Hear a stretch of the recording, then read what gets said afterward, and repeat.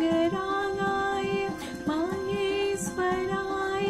नित्याय शुद्धाय दिगम्बराय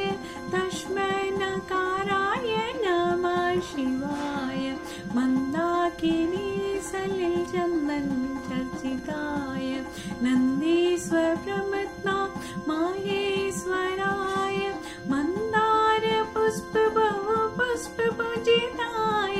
तस्मै वकाराय नमः शिवाय शिवाय गौरी वदनाम्रिं सूर्याय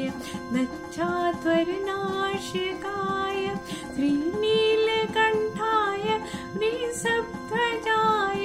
तस्मै सिकाराय नमः शिवाय वसिष्ठकुम्भोद्भवात्मार्य मुनीन्द्रदेवा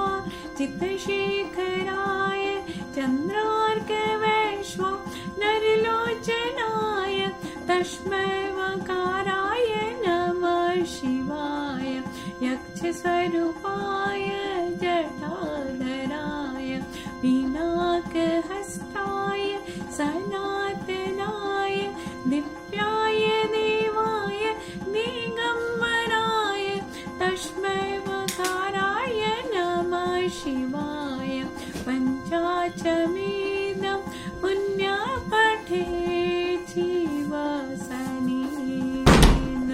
शिवलोकं वाप्नोति शिवेन सह मोदते